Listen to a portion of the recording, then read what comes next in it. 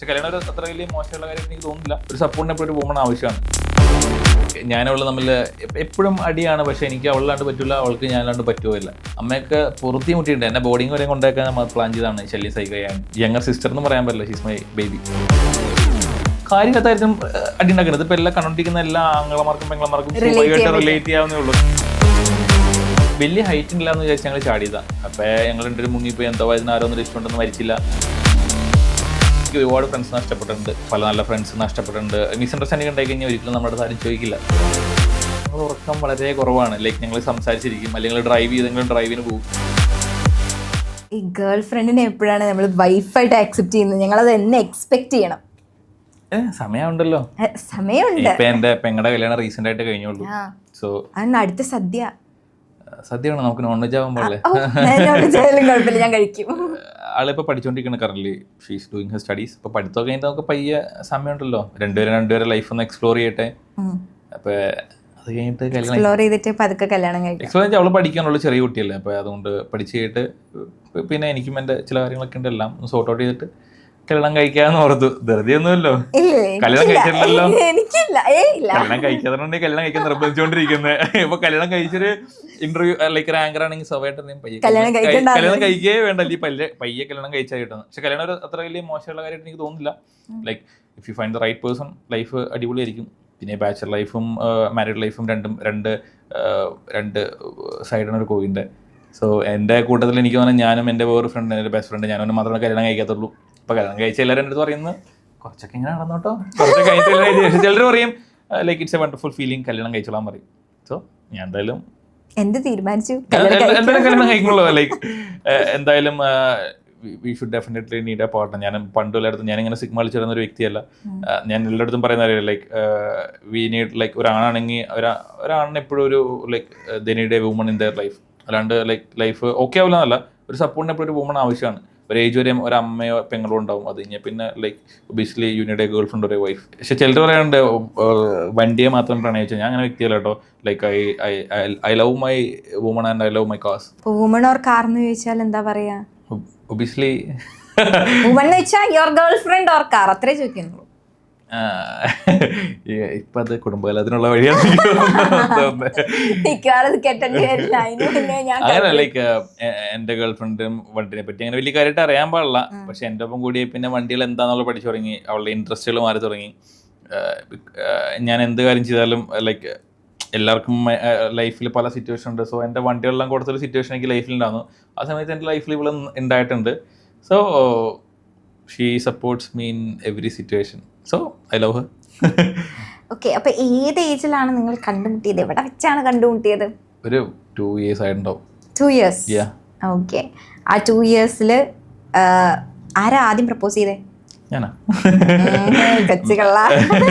Ladies first നമ്മൾ മാറ്റി വെച്ചു. ലൈക്ക് എനിക്ക് ഇഷ്ടപ്പെട്ട എനിക്കൊരു ക്യാരക്ടറായിട്ട് ഞാൻ പ്രപ്പോസ് ചെയ്തു. അതെന്താ ഒരു ക്യാരക്ടർ? എന്താ ക്യാരക്ടർ അങ്ങനെ വലിയ കാര്യമായിട്ടൊന്നുമില്ല. ലൈക്ക് നമ്മളെ നന്നായിട്ട് സ്നേഹിക്കുക, ലൈക്ക് നമുക്കൊരു ഉറപ്പുണ്ടാവണം. നമ്മൾ ഏത് സിറ്റുവേഷൻ നമ്മുടെ ഒപ്പം നിൽക്കുന്ന ഒരാളാണ് നമുക്കൊരു ഉറപ്പുണ്ടാവണം. അത്രേ ഉള്ളൂ എനിക്ക്. പിന്നെ എൻ്റെ ഫാമിലിയുടെ നല്ല മിംഗ്ലിംഗ് ആണ് എനിക്ക്. എൻ്റെ ഫാമിലി ഞാൻ പറഞ്ഞ പോലെ എനിക്ക് വളരെ ഇമ്പോർട്ടൻ്റ് ആയിട്ടുള്ള കാര്യമാണ്. അപ്പോൾ എൻ്റെ വീട്ടുകാരുടെ അടുത്തും അതുപോലെ എൻ്റെ അടുത്തും ഭയങ്കര കാമാണ്.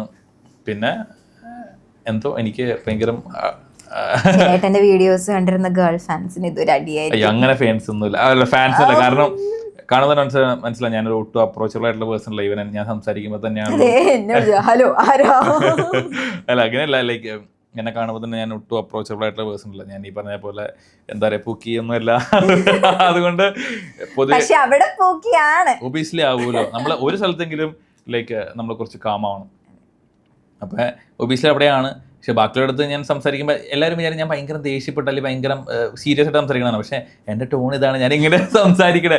അക്കാര്യത്ത് പറഞ്ഞ് നമുക്ക് ആദ്യമായിട്ട് ഒരാൾ സംസാരിക്കുമ്പോൾ തന്നെ നമുക്ക് അങ്ങനെ ചെയ്യാൻ പറ്റില്ല. അപ്പോൾ താൻ ഇപ്പോൾ പറഞ്ഞില്ല, ഞാൻ വളരെ കൂളായിട്ടിരിക്കുന്ന സമയത്താണ് താൻ എന്നെ വിളിച്ചത്. പക്ഷെ എൻ്റെ സൗണ്ട് അങ്ങനെയാണ്. സോ ഇങ്ങനെയുള്ളതുകൊണ്ട് എൻ്റെ ആൾക്കാർക്ക് അപ്രോച്ച് ചെയ്യാൻ മടിയാണ്. ഇപ്പോൾ അപ്രോച്ച് ചെയ്യണമെങ്കിൽ തന്നെ അതിൽ ഫ്രണ്ട്സിൻ്റെ അടുത്ത് പറയുള്ളൂ. പിന്നെ അമ്മയോട് മേന്തരം കളിയാക്കി വിടും, പിന്നെ അതങ്ങനെ പോകും. ഓക്കെ, അപ്പോൾ ചേച്ചീൻ്റെ അടുത്ത് അട്രാക്ട് ചെയ്ത അല്ലെങ്കിൽ ചേച്ചിയുടെ 3 പോസിറ്റീവ്സും 3 നെഗറ്റീവ്സും പറ. 2 നെഗറ്റീവ് പറഞ്ഞാൽ മതി. നെഗറ്റീവ് എന്ന് പറഞ്ഞു കഴിഞ്ഞാൽ 3 പോസിറ്റീവ് പറയാം. നെഗറ്റീവ് ഒന്നുമില്ല, positive like she's A very good human being. ഞാൻ കണ്ടതിൽ വെച്ചിട്ട് ഭയങ്കര കെയറിങ് ആണ്. എന്നെക്കാളും ഏതാണെങ്കിലും എന്നെ നന്നായിട്ട് ടേക്ക് കെയർ ചെയ്യുന്നുണ്ട്. പിന്നെ she has very good eyes. Like എനിക്ക് അത് കണ്ടുപിടിക്കാൻ ഭയങ്കര ഇഷ്ടമാണ്. നെഗറ്റീവ് പറയാണ്ട് പ്രത്യേകിച്ചൊന്നുമില്ല. ലൈക്ക് അങ്ങനല്ല, എനിക്ക് എൻ്റെ ഗേൾ ഫ്രണ്ട് എനിക്ക് ഭയങ്കര ഇഷ്ടമാണ്. എനിക്ക് എൻ്റെ വണ്ടികൾ ഞാൻ സ്റ്റെയർ ചെയ്യുന്ന പോലെ എൻ്റെ ഗേൾ ഫ്രണ്ടിനെ ഞാൻ എപ്പോഴും സ്റ്റെയർ ചെയ്തുകൊണ്ടിരിക്കാറുണ്ട്. ലൈക്ക് എപ്പോഴും കണ്ടാലും. സോ അത് എനിക്ക് അവളെ കണ്ടുകൊണ്ടിരിക്കാൻ ഇഷ്ടമാണ്. അത്രേ ഉള്ളൂ.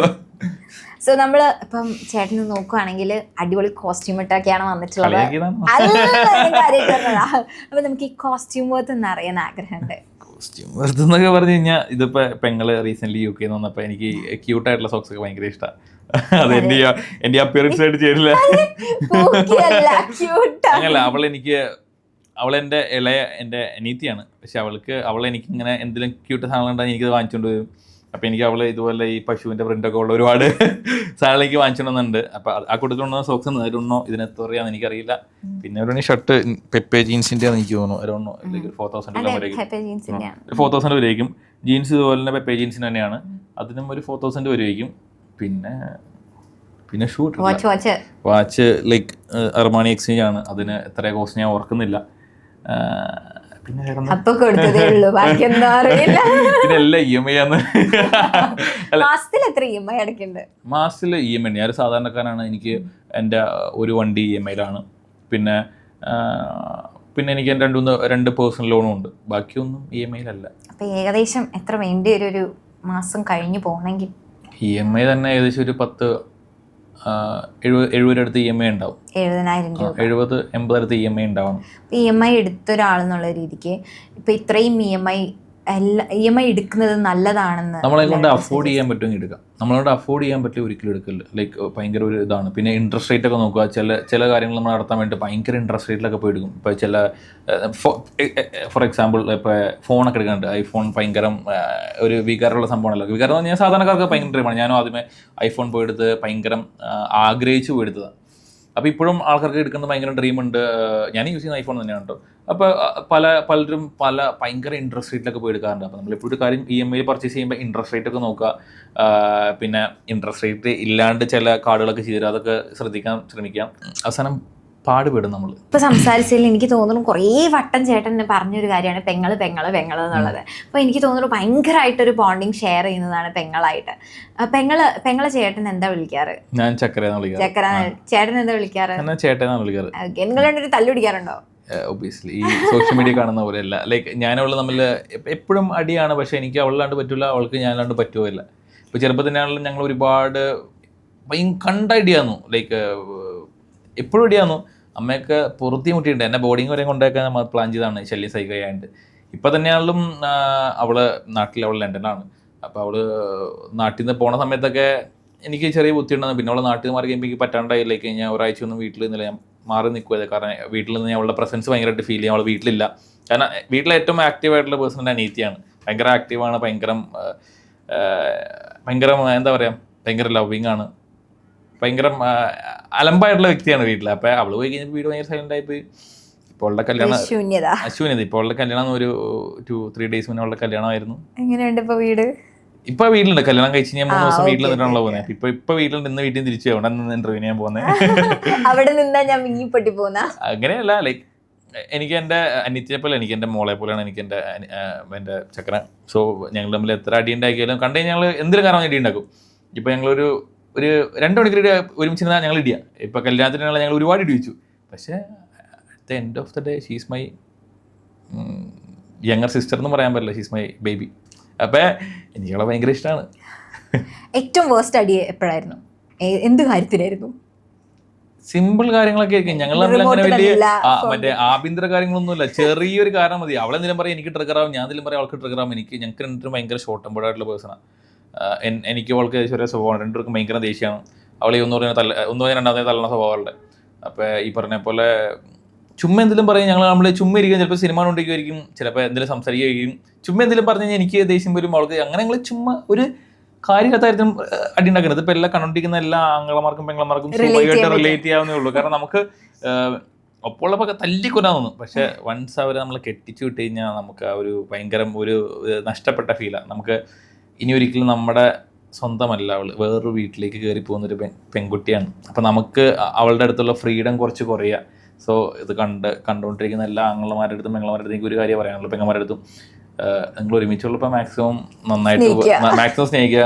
ഒരുമിച്ചുള്ളപ്പോൾ നമുക്ക് ഭയങ്കര ഇറിറ്റേഷനൊക്കെ ആയിരിക്കും. പക്ഷേ വൺസ് ഈ പറഞ്ഞ പോലെ നമ്മുടെ പെങ്ങൾ വേറെ കെട്ടിച്ചിട്ട് കഴിഞ്ഞ് കഴിഞ്ഞാൽ it's A very different feeling. ഇപ്പം എനിക്ക് കിട്ടിയിരിക്കുന്നത് വളരെ കൂളായിട്ടുള്ള ആളിനാണ്. അവൻ എൻ്റെ അനിയനെ പോലെയാണ്. അപ്പോൾ അതുകൊണ്ട് എനിക്ക് വലിയ ടെൻഷൻ ഇല്ല. അങ്ങനെ തന്നെ മുന്നോട്ട് പോകട്ടെ, കണ്ണ് വെക്കാതെ. ഇനിയിപ്പം ചേട്ടൻ്റെ ചൈൽഡ്ഹുഡിലേക്ക് വരികയാണെങ്കിൽ കുറേ തല്ല് കിട്ടിയിട്ടുണ്ടാവുമല്ലോ ഈ സ്വഭാവമൊക്കെ വെച്ചിട്ട്. അപ്പൊ അങ്ങനെ മറക്കാൻ പറ്റാത്ത തല്ലൊക്കെ കിട്ടിയ അനുഭവം എന്തെങ്കിലും ഉണ്ടോ? മറക്കാൻ പറ്റാത്ത ഞാനും എൻ്റെ അനിയത്തിയും എൻ്റെ അമ്മയ്ക്ക് ഭയങ്കര തലവേദന കൊടുത്തിട്ടുണ്ട്. എൻ്റെ അമ്മയ്ക്ക് ഏറ്റവും കൂടുതൽ എന്താ പറയുക, സാധാരണ ചൈൽഡ്ഹുഡ് ട്രോമ എന്ന് പറയുന്നത്. പക്ഷെ ഇത് ഞങ്ങൾ എൻ്റെ അമ്മയ്ക്ക് ട്രോമ കൊടുത്തേക്കണേ ചെറുപ്പത്തിൽ. അത്രയ്ക്കും ഞാൻ എൻ്റെ പെങ്ങളെ എൻ്റെ അമ്മേനെ ഇത് ചെയ്തിട്ടുണ്ട്. ഞങ്ങൾ ഒപ്പിക്കാത്ത പ്രശ്നങ്ങളില്ല.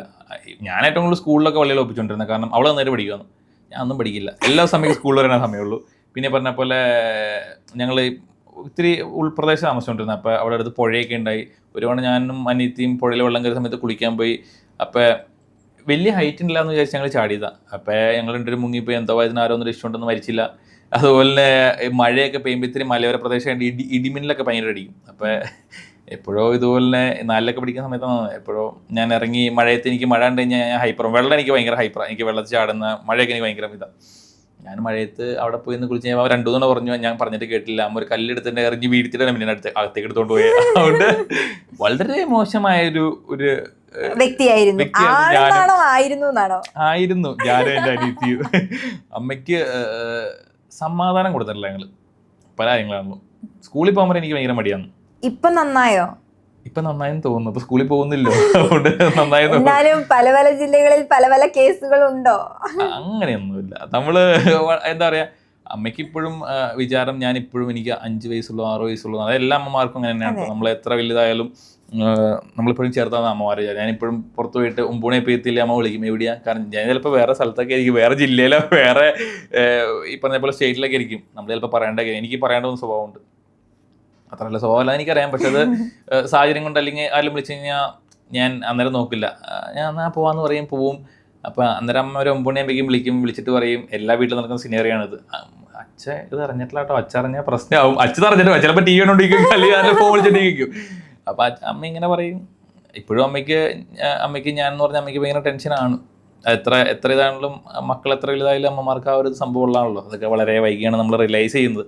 ഞാനൊക്കെ ഇപ്പോഴാണ് ഇത് റിയലൈസ് ചെയ്യുന്നത്. കാരണം എൻ്റെ അമ്മയ്ക്ക് എന്തൊരു തലവേദന. പക്ഷെ നന്നായിട്ടൊന്നുമില്ല കേട്ടോ, നന്നായിട്ടൊന്നുമില്ല. എന്നാലും കുറച്ച് ആവശ്യത്തിന് അല്ല, നമുക്ക് എല്ലാവർക്കും ഒറ്റ ലൈഫുള്ളൂ.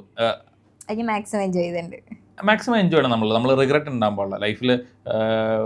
എല്ലാ ആസ്പെക്റ്റിലും നമ്മൾ ലൈഫ് എൻജോയ് ചെയ്യണം. കാരണം നമ്മൾ ഒറ്റ ലൈഫേ ജീവിക്കുള്ളൂ. അപ്പോൾ കല്യാണം കഴിക്കുന്നവരെ നല്ല രീതിക്ക് ലൈഫ് എൻജോയ് ചെയ്യണം. ഇനി പിന്നെ ഫാമിലി ലൈഫായിട്ട് മുന്നോട്ട് പോവുക.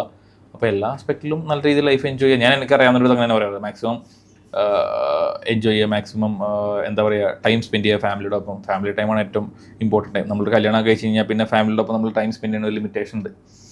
കാരണം നമുക്ക് ഒരു വൈഫും കുട്ടികളൊക്കെ ആയി കഴിഞ്ഞാൽ പിന്നെ അവരുടെ ഫാമിലി, അവരുടെ വീട്ടുകാർ, നമ്മുടെ ഫാമിലിയൊക്കെ ആയിട്ട് നമുക്ക് കുറച്ച് ലിമിറ്റേഷൻസ് ഉണ്ടാവും. അപ്പോൾ ഏറ്റവും ഇതാ പറയാനുള്ളതെന്ന് വെച്ച് കഴിഞ്ഞാൽ ഏറ്റവും കൂടുതൽ നമ്മൾ ഫാമിലിയുടെ ഒപ്പം ടൈം സ്പെൻഡ് ചെയ്യാൻ ഏറ്റവും കൂടുതൽ എൻ്റെ ഫാമിലിയുടെ ഒപ്പം ടൈം സ്പെൻഡ് ചെയ്യുന്ന ആൾക്കാരാണ്. ഇപ്പം വീട്ടിൽ തന്നെയുള്ള ഞങ്ങൾ പലതും പറഞ്ഞ് അങ്ങനെ ഉണ്ടാക്കാറുണ്ട്. പക്ഷെ എന്നാലും I love to travel with family. അല്ലെങ്കിൽ എനിക്ക് എൻ്റെ ഫാമിലിയുടെ ഒപ്പം വീട്ടിലാണിപ്പോൾ എനിക്ക് ഏറ്റവും ഇഷ്ടം വീട്ടിൽ ടൈം സ്പെൻഡ് ചെയ്യാനാണ്. ഞാൻ ഒരു ഇൻട്രോവേർട്ടാന്ന് വേണമെങ്കിൽ പറയാം. ഞാൻ ഇൻട്രോവേർട്ടാണ്. ഇൻട്രോവേർട്ട് എനിക്ക് ഇൻട്രോവേർട്ട് കം എക്സ്ട്രോവേർട്ട് എന്ന് പറയാം. എനിക്ക് കൈൻഡ് ഓഫ്. അപ്പം എനിക്ക് എൻ്റെ വീട്ടിലിരിക്കാനാണ്. ഇപ്പം എൻ്റെ വീട്ടിലെല്ലാവരും ഉണ്ടെങ്കിൽ എൻ്റെ പെങ്ങളും അച്ഛനും അമ്മയ്ക്ക് ഉണ്ട്. എനിക്ക് വീട്ടിൽ അവരൊപ്പം ഇരുന്ന് ടൈം സ്പെൻഡ് ചെയ്യാൻ. രാവിലെ എനിക്ക് അമ്മ ബ്രേക്ക്ഫാസ്റ്റ് ഉണ്ടാക്കി തരുന്നത് കഴിക്കുക, അവരൊപ്പം സംസാരിക്കുക, ഉച്ചയ്ക്ക് കുറച്ച് നേരം കിടന്നുറങ്ങുക, വൈകിട്ട് എനിക്ക് അവരുടെ ഒപ്പം ലൈക്ക് വീടിൻ്റെ ബാക്കിൽ കുറച്ച് ഏരിയ ഉണ്ട്, അതൊക്കെ അതിങ്ങനെ കാണുന്ന അവരുടെ അടുത്ത് സംസാരിക്കുക. വൈകിട്ട് ഇതുപോലെ തന്നെ പുറത്തെ വീട്ടിലും വീട്ടുകാരൊപ്പം പോയി ഒരു സിനിമ കാണുക, അവരുടെ ഒപ്പം പോയി ഫുഡ് കഴിക്കുക, അങ്ങനെ ഇടി ഉണ്ടാക്കുക. ഇതൊക്കെയാണ് എനിക്കിഷ്ടം. ഞാൻ ഈ പറഞ്ഞ പോലെ ഈ പബ്ബുകൾ പാർട്ടീസിലൊക്കെ ഞാൻ പോകുന്നത് വളരെയധികം കുറവാണ്.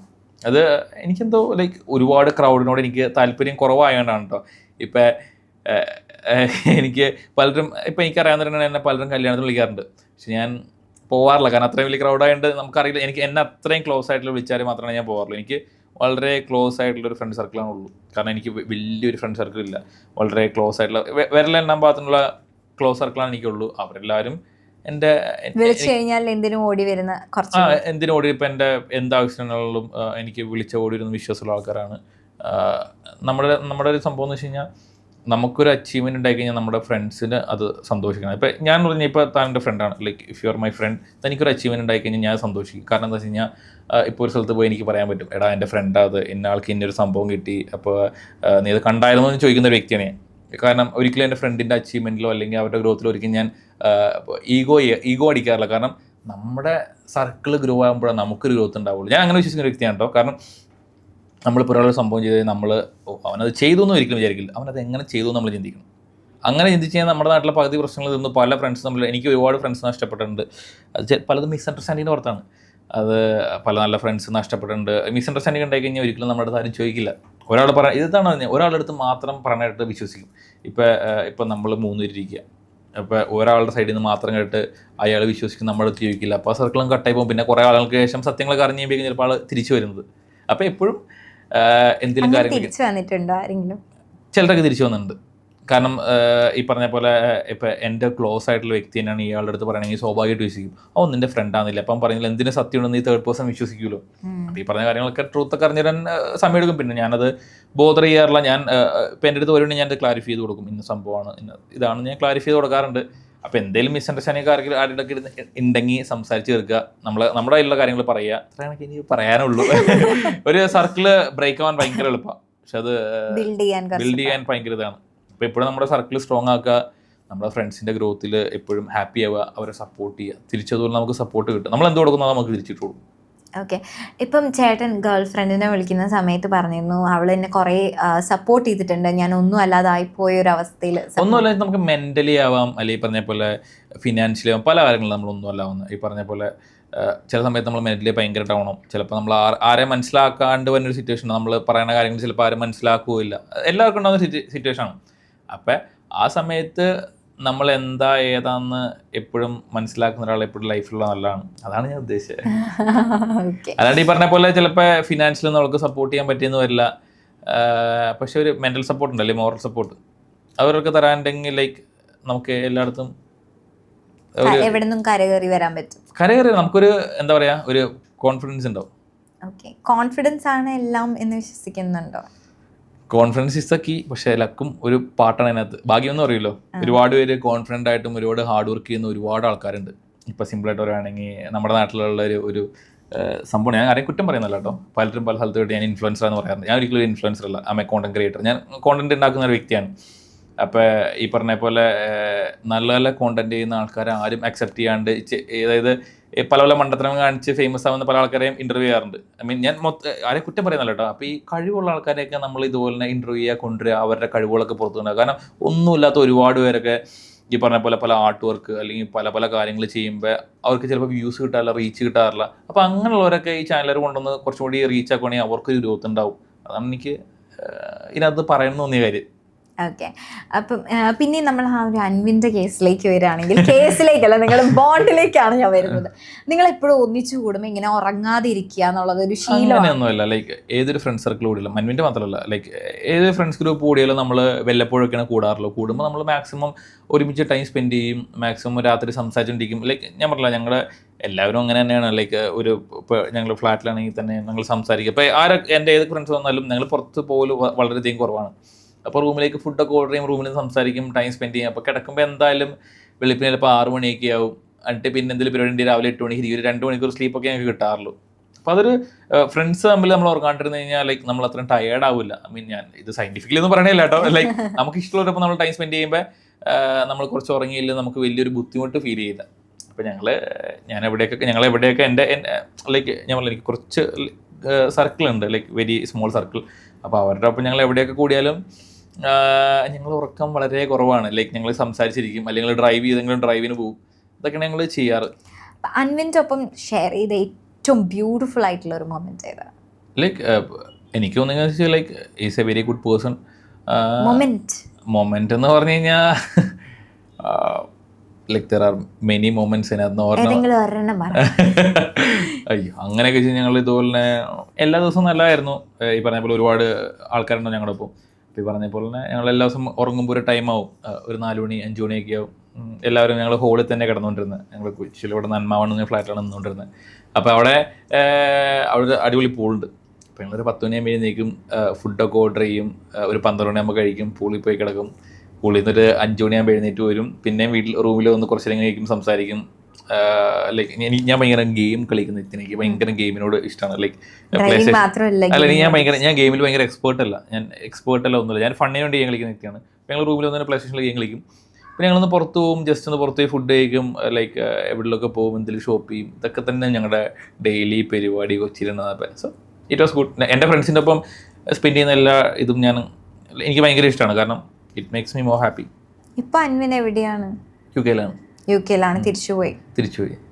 ചേട്ടൻ്റെ കയ്യിലുള്ള ഈ മോതിരവും ആ കൈചെയിനൊക്കെ കാണുമ്പോൾ എനിക്ക് തോന്നുന്നു ഭയങ്കര വിശ്വാസിയാണ്, എന്തോ ആചാരപ്രകാരമൊക്കെ. അയ്യോ, അങ്ങനെയൊന്നും ഭയങ്കര വലിയതല്ല. എനിക്ക് സ്വർണ്ണം എനിക്ക് ഭയങ്കര ഇഷ്ടമാണ്. ലൈക്ക് ഗോൾഡ് എനിക്ക് ഭയങ്കര ഇഷ്ടം സംഭവമാണ്. അപ്പോൾ അമ്മ ഭയങ്കര വിശ്വാസിനുണ്ട്. അമ്മ എല്ലാ അമ്പലത്തിൽ പോയി പ്രാർത്ഥിക്കുന്ന ഒരു വ്യക്തിയാണ്. അപ്പോൾ ഈ നവരത്നമോതിരം ഇട്ട് കഴിഞ്ഞാൽ നല്ല നമ്മുടെ നാട്ടിൽ പണ്ടുതൊട്ട് പറഞ്ഞേക്കുന്ന ഒരു സംഭവമുണ്ട്. പിന്നെ കാണാൻ നല്ല രസമുള്ളതുകൊണ്ട് വാങ്ങിച്ചിട്ടു. പിന്നെ ഇത് ചന്ദനോ രക്തധരം കണ്ടാൽ എനിക്ക് തോന്നുന്നത് ഇട്ട് കഴിഞ്ഞാൽ ബോഡി കൂളാവുന്നാണ് പറയപ്പെടുന്നത്. അതല്ല, നമ്മുടെ ബോഡി ഒന്ന് കാമാവും, ഒന്ന് കൂളാവുമല്ലോ. അത് എത്രത്തോളം സത്യം എനിക്ക് അറിയാൻ പാടില്ല. അപ്പം അതും കേട്ടപ്പോൾ അതുപോലെ വാങ്ങിച്ചിട്ടു. പിന്നെ അങ്ങനെ കാണുമ്പോൾ രസം വാങ്ങിച്ചിരുന്നു. ലൈക്ക് എസ്പെഷ്യലി ഗോൾഡ് എനിക്ക് ഇഷ്ടമായതുകൊണ്ട് ഞാനത് ഇടുന്നു എന്നുള്ളൂ. ഓജി കഴിഞ്ഞ് ഞങ്ങളുടെ ഇന്റർവ്യൂവിൽ പറഞ്ഞത് യെല്ലോ മെറ്റലിൽ വിശ്വസിക്കാത്ത ഒരാളാണ്, ഇഷ്ടമല്ലാത്ത ഒരാളാണെന്നാണ്.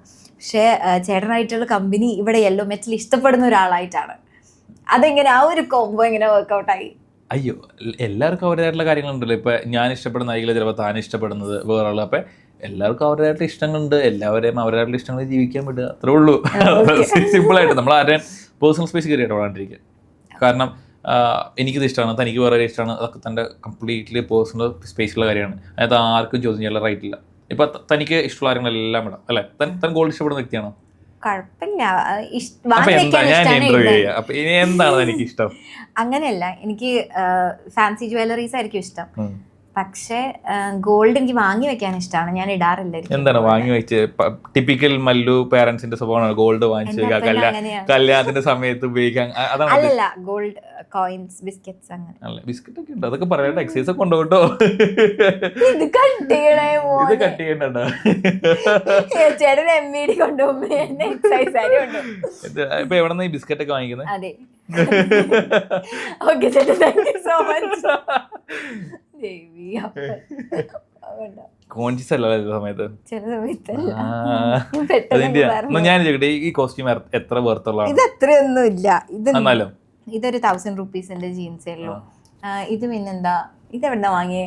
ഇത് സ്റ്റുഡിയോ ഇല്ല, ഇത് ഈസി ബൈന്ന് വാങ്ങിയതാ. ഇത് എനിക്ക് എന്റെ ഗിഫ്റ്റ് തന്നതാ. ബോയ്ഫ്രണ്ട് പറയുന്നത് ഇടല്ലേ. എല്ലാവരും ഒരാളുടെ പേഴ്സണൽ ലൈഫ് പറയുമ്പോൾ മറ്റേ പേഴ്സണൽ ലൈഫും നമ്മൾ കാണിക്കണം, അതല്ലേ നല്ല. ഞാൻ എന്നാ പോട്ടെ. ഓജി ചേട്ടനൊക്കെ ഒരേ വൈബ് തന്നെയാ. എന്നെ എന്തായിരുന്നു ചോദിച്ചേ, ബസ് ഡ്രൈവറിന്റെ കേസിൽ ഊക്കി വിട്ടത് അതേപോലെ തന്നെ. നമ്മള് താൻ ചോദിച്ചെല്ലാം ഭയങ്കര ജെനുവിനായിട്ട്. ഞാനും ജെനുവിനായിട്ട് തന്നെയാ പറഞ്ഞത്. ഇത് ജസ്റ്റ് ഒരു 1000 റുപ്പീസിന്റെ. പിന്നെ ഈ പറഞ്ഞപ്പോൾ നമ്മുടെ കോസ്റ്റ്യൂമില് വെർത്തൊന്നും ഇതല്ല. നമ്മള് ഈ പലരും പറയാറുണ്ട് ബ്രാൻഡ് ഡ്രസ്സ് മാത്രം ഇടുക. നമുക്ക് കോൺഫിഡൻസ് തരുന്ന ഡ്രസ്സ് എന്താ വെച്ചാൽ അല്ലേ. അല്ല, ഞാൻ പറഞ്ഞതെന്ന് വെച്ചാൽ നമുക്ക് എപ്പോഴും കോൺഫിഡൻസ് തരുന്ന ഡ്രസ്സ് എന്താണെന്ന് വെച്ചാൽ നമ്മൾ ആരുടെയും ഒപ്പീനിയൻ കേൾക്കാണ്ടിരിക്കുക. ഈ ലൈഫിൽ നമ്മൾ ജീവിക്കുന്നതിന് ആർക്കും നമ്മൾ ചിലവ് തരുന്നില്ല. ആരും നമ്മുടെ എക്സ്പെൻസ് എടുക്കുന്നില്ല. നമ്മൾ തന്നെ വേണം നമ്മുടെ എക്സ്പെൻസ് എടുക്കാൻ. നമ്മളൊരു ഇൻസ്റ്റാഗ്രാമിൽ ഒരു സംഭവം, ഞാനിപ്പോൾ സിമ്പിളായിട്ട് ഞാനിപ്പോൾ ഇൻസ്റ്റാഗ്രാമിൽ നാളെ ഒരു സെക്കൻഡ് ഹാൻഡ് ഒരു 800 എടുക്കുന്ന വീഡിയോ ഇട്ടു. എല്ലാവരും അതിനകത്ത് ഒപ്പീനിയൻ പറയാൻ വരും. നീ സെക്കൻഡ് ഹാൻഡ് വണ്ടി എടുത്തല്ലേ, ഇതല്ലേ അതല്ലേ, ഈ പൊട്ട വണ്ടി ആയാലും എടുക്കുമെന്ന് വെച്ചാൽ ഒരുപാട് ചിലപ്പോൾ ഒപ്പീനിയൻ പറയാൻ വരായിരിക്കും. പക്ഷേ at the end of the day എനിക്ക് ഈ വണ്ടി എടുക്കാനോ, ഈ വണ്ടി ഫൈൻഡ് ഔട്ട് ചെയ്ത് തരാനോ, അല്ലെങ്കിൽ ഈ വണ്ടി ബിൽഡ് ചെയ്യാനോ, അല്ലെങ്കിൽ വണ്ടിയുടെ പുറകെ ഞാൻ നടക്കുന്നതിന് ആരും എന്നെ ഈ എഫോർട്ടൊന്നും ഹെൽപ്പ് ചെയ്തിട്ടില്ല. ഇറ്റ്സ് ഓൾ മൈ എഫോർട്ട്, അല്ലെങ്കിൽ എൻ്റെ സ്വന്തം പൈസയാണ്. അതുപോലെ നമ്മൾ ആരെയും സാറ്റിസ്ഫൈ ചെയ്യാൻ വേണ്ടി ഒന്നും ചെയ്യരുത്. ഈ സോഷ്യൽ മീഡിയയിലോ അല്ലെങ്കിൽ പേഴ്സണൽ ലൈഫിൽ തന്നെയാണല്ലോ, ആരെയും ബാക്കിയുള്ളവർ സാറ്റിസ്ഫൈ ചെയ്യാൻ വേണ്ടി നമ്മളൊന്നും ചെയ്യരുത്. എന്ത് കാര്യം ചെയ്യലും at the end of the day നമ്മൾ ഹാപ്പി ആയിരിക്കണം ആ കാര്യം ചെയ്യല്. ഇപ്പോൾ സിമ്പിളായിട്ട് കഴിഞ്ഞാൽ ഇപ്പോൾ ഞാൻ ഇന്ന് ഒരു വണ്ടി എടുത്തു, ഒരിക്കലും ഞാനത് റിഗ്രറ്റ് ചെയ്യാൻ പാടില്ല. At the end of the day വണ്ടിയാണെങ്കിൽ എനിക്ക് ഹാപ്പിനെസ് ഉണ്ടാവും. അല്ലെങ്കിൽ ഞാൻ ഒരു ട്രിപ്പ് പോയി, നമ്മൾ തിരിച്ചു പോകണ്ടായിരുന്നു എന്നൊരിക്കലും വിചാരിക്കില്ല. നമ്മൾ ഹാപ്പി ആക്കുന്ന കാര്യങ്ങൾ മാത്രം ചെയ്യുക. ആൾക്കാരുടെ ഒപ്പീനിയൻ ലൈക്ക് മൈൻഡ് ചെയ്യാണ്ടിരിക്കുക. ആരുടെയും ചിലവിൽ നമ്മൾ ജീവിക്കുന്നത്. ഇത് ഭയങ്കര ലിബറൽ കൺട്രിയാണിത്. ആർക്കും ഇഷ്ടമുള്ള പോലെ ജീവിക്കാം എന്ന് വെച്ചാൽ എന്ത് കാര്യം കാണിക്കാന്നല്ല കേട്ടോ. അല്ല, താൻ എൻ്റെ ഫ്രണ്ടിലിരിക്കുന്നുണ്ട് ഞാൻ പറഞ്ഞെന്നുള്ളൂ. നമുക്ക് നമുക്ക് ഇഷ്ട രീതിക്ക് ആരെയും ശല്യം ചെയ്യാത്ത രീതിക്ക് നമുക്ക് എങ്ങനെയുള്ള ജീവിക്കും. ഒറ്റ ലൈഫുള്ളൂ. ലൈഫ് നന്നായിട്ട് എക്സ്പ്ലോർ ചെയ്യുക, ആരെയും ശല്യം ചെയ്യാണ്ട് നന്നായിട്ട് ജീവിക്കുക, ആരായിട്ടും പ്രശ്നം ഉണ്ടാക്കാണ്ടിരിക്കുക. അതൊക്കെ പറയുമ്പോ എവിടെയോ എന്തോ മടക്കുന്ന പോലെ തോന്നലായിരിക്കും. ഓക്കെ, അപ്പം കോണ്ടന്റ് ക്രിയേറ്റേഴ്സിനും ഡ്രൈവിംഗ് ഭയങ്കരമായിട്ട് ഇഷ്ടമുള്ളവർക്കും നൽകാൻ പറ്റുന്ന ഏറ്റവും നല്ലൊരു അഡ്വൈസ് എന്തായിരിക്കും? അങ്ങനെയല്ല, അത് അങ്ങനെ ചോദിക്കുകയാണെങ്കിൽ കോണ്ടന്റ് ക്രിയേറ്റേഴ്സ് എല്ലാവരും ഡ്രൈവ് ചെയ്യാൻ ഇഷ്ടമുള്ള വ്യക്തികളാണ്. പണ്ടൊക്കെ കഴിഞ്ഞ് കഴിഞ്ഞാൽ ആണുങ്ങളാണ് ഈ വണ്ടികൾ ഇഷ്ടപ്പെടുന്നത്. പെൺപിള്ളേർക്ക് വണ്ടി ഇഷ്ടമാണെങ്കിലും ആൾക്കാർ പറയാൻ മടിയുണ്ടാകുന്നു, കാരണം പബ്ലിക് ഇങ്ങനെ അക്സെപ്റ്റ് ചെയ്യുന്നത്. പക്ഷേ ഇപ്പോൾ ഒരുപാട് ഈ പറഞ്ഞ പോലെ ഓട്ടോമോട്ടീവ് വ്ളോഗേഴ്സ് അല്ലെങ്കിൽ ഈ പറഞ്ഞ പോലെ വണ്ടികൾ ഇഷ്ടപ്പെടുന്ന ഒരുപാട് പെൺകുട്ടികൾ അല്ലെങ്കിൽ സ്ത്രീകളുണ്ട്. അതൊക്കെ കാണുമ്പോൾ നല്ലൊരു കാര്യമാണ്. കാരണം like both men or women are coming to car culture എന്ന് പറഞ്ഞാൽ നല്ലൊരു കാര്യമാണ്. സോ ഈ പറഞ്ഞ പോലെ ഇതിനകത്ത് അങ്ങോട്ടും ഇങ്ങോട്ടും ടോക്സിറ്റി ഉണ്ടാക്കാണ്ടിരിക്കുക, എല്ലാവരും അങ്ങോട്ടും സപ്പോർട്ട് ചെയ്യുക, നമ്മുടെ കഴിവുകൾ നമ്മൾ കാണിക്കുക, ബാക്കിയുള്ളവരുടെ കഴിവുകൾ അവർ കാണിക്കട്ടെ, നമ്മൾ ആരെയും എന്താ പറയുക കുറ്റം പറയാണ്ടിരിക്കുക, നമ്മൾ ചെയ്യുന്ന കാര്യങ്ങൾ നമ്മൾ ചെയ്യുന്ന വഴിക്ക് ചെയ്തു പോയാൽ മതി. അത്ര എനിക്ക് എല്ലായിടത്തും പറയാനുള്ളൂ. ഓക്കെ, അപ്പോൾ താങ്ക് യു സോ മച്ച്. ഇത്രയും ടൈം ഞങ്ങൾക്ക് വേണ്ടി മാറ്റിവെച്ച് ഇവിടെ വന്നതിന് ഒരുപാട് താങ്ക് യു. ഇനിയും അടിപൊളി കണ്ടൻസ് ഉണ്ടാവട്ടെ എന്ന് ആശംസിക്കുന്നു. And thank you to all B4 Malayalam പ്രേക്ഷകർ. ബൈ.